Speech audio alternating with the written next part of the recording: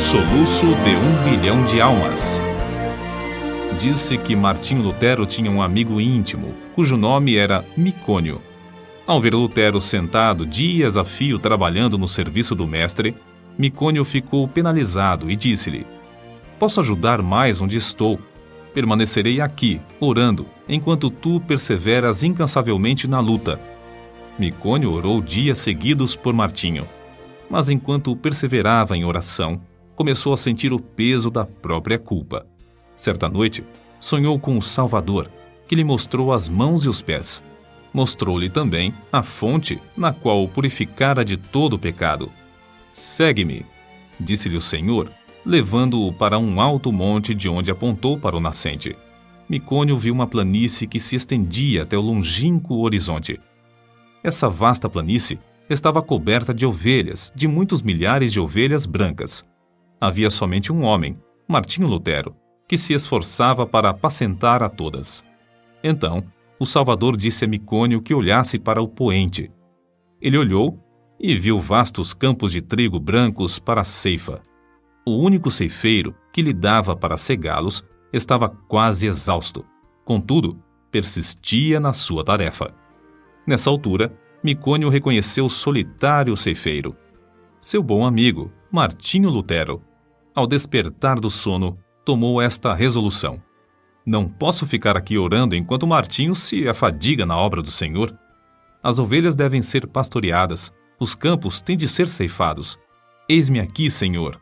Envia-me a mim. Foi assim que Micônio saiu para compartilhar o labor de seu fiel amigo. Jesus nos chama para trabalhar e orar. É de joelhos que a Igreja de Cristo avança. Foi Lionel Fletcher quem escreveu: todos os grandes ganhadores de almas, através dos séculos, foram homens e mulheres incansáveis na oração.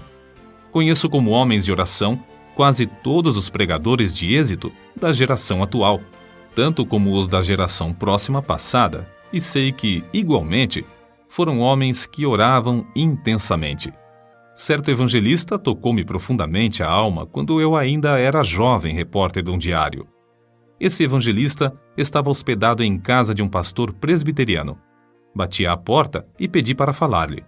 O pastor, com voz trêmula e com o rosto iluminado por estranha luz, respondeu: nunca se hospedou um homem como ele em nossa casa. Não sei quando ele dorme. Se entro no seu quarto durante a noite para saber se precisa de alguma coisa, encontro-o orando. Vi-o entrar no templo cedo de manhã e não voltou para as refeições. Fui à igreja. Entrei furtivamente para não perturbá-lo. Achei-o sem paletó e sem colarinho. Estava caído de bruços diante do púlpito. Ouvi a sua voz como que agonizante e comovente, instando com Deus em favor daquela cidade de garimpeiros, para que dirigisse almas ao Salvador. Tinha orado toda a noite. Tinha orado e jejuado o dia inteiro. Aproximei-me furtivamente do lugar onde ele orava prostrado. Ajoelhei-me e pus a mão sobre seu ombro. O suor caía-lhe pelo corpo. Ele nunca me tinha visto, mas fitou-me por um momento e então rogou: ore comigo, irmão. Não posso viver se esta cidade não se chegar a Deus. Pregara ali 20 dias sem haver conversões. Ajoelhei-me ao seu lado e oramos juntos. Nunca ouvira alguém insistir tanto como ele. Voltei de lá assombrado, humilhado e estremecendo. Aquela noite assisti ao culto no grande templo onde ele pregou. Ninguém sabia que ele não comera durante o dia inteiro, que não dormira durante a noite anterior. Mas, ao levantar-se para pregar, ouvi diversos ouvintes dizerem: a luz do seu rosto não é da terra. E não era mesmo. Ele era conceituado instrutor bíblico, mas não tinha o dom de pregar. Porém, nessa noite, enquanto ministrava, o auditório inteiro foi tomado pelo poder de Deus. Foi a primeira grande colheita de almas que presenciei. Há muitas testemunhas oculares do fato de Deus continuar a responder às orações, como no tempo de Lutero, Edwards e Judson. Transcrevemos aqui um comentário publicado em certo jornal. A irmã Dabney é uma crente humilde que se dedica a orar. Seu marido, pastor de uma grande igreja, foi chamado para abrir a obra em um subúrbio habitado por pobres. No primeiro culto, não havia nenhum ouvinte. Somente ele e ela estavam presentes. Ficaram desenganados. Era um campo dificílimo. O povo não era somente pobre, mas depravado também. A irmã Dabney viu que não havia esperança a não ser clamar ao Senhor e resolveu dedicar-se persistentemente à oração. Fez um voto a Deus que, se ele atraísse os pecadores aos cultos e os salvasse, ela se entregaria à oração e jejuaria 3 dias e 3 noites no templo, todas as semanas, durante um período de 3 anos. Logo que a esposa daquele pastor angustiado começou a orar sozinha no salão de cultos, Deus começou a operar, enviando pecadores a ponto de o salão ficar superlotado de ouvintes. Seu marido pediu que orasse ao Senhor para que ele lhes desse um salão maior. Deus moveu o coração de um comerciante para desocupar o prédio fronteiro ao salão, cedendo-o para os cultos. Continuou a orar e a jejuar 3 vezes por semana, e aconteceu que o salão maior também não comportava os auditórios.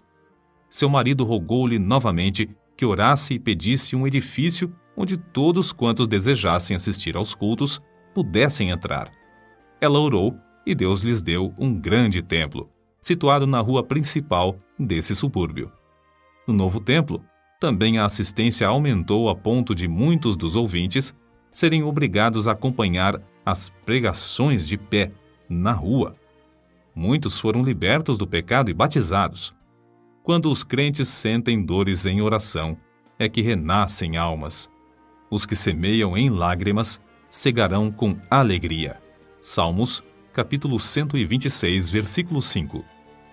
O soluço de 1 bilhão de almas na terra me soa aos ouvidos e comove o coração. Esforço-me, pelo auxílio de Deus, para avaliar, ao menos em parte, as densas trevas, a extrema miséria e o indescritível desespero dessa multidão de almas sem Cristo. Medita, irmão, sobre o amor do Mestre, amor profundo como o mar. Contempla o horripilante espetáculo de desespero dos povos perdidos, até não poderes censurar, até não poderes descansar, até não poderes dormir. Sentindo as necessidades dos homens que perecem sem Cristo, foi que Carlos Inwood escreveu o que falamos há pouco, e é por essa razão que se abrasa a alma dos heróis da Igreja de Cristo através dos séculos. Na campanha de Piemonte, Napoleão dirigiu-se aos seus soldados com as seguintes palavras: ganhastes sangrentas batalhas sem canhões, atravessastes caudalosos rios sem pontes, marchastes incríveis distâncias descalços, acampastes inúmeras vezes sem coisa alguma para comer. Tudo graças à vossa audaciosa perseverança. Mas, guerreiros, é como se não tivéssemos feito coisa alguma, pois resta ainda muito para alcançarmos. Guerreiros da causa santa, nós podemos dizer o mesmo. É como se não tivéssemos feito coisa alguma. A audaciosa perseverança é-nos ainda indispensável. Há mais almas para salvar atualmente do que no tempo de Miller, de Livingstone, de Patton, de Spurgeon e de Moody. Ai de mim se não anunciar o Evangelho. 1 Coríntios, capítulo 9, versículo 16. Não podemos tapar os ouvidos espirituais para não ouvir o choro e os suspiros dos atuais 6 bilhões de almas na Terra, que não conhecem o caminho para o lar celestial.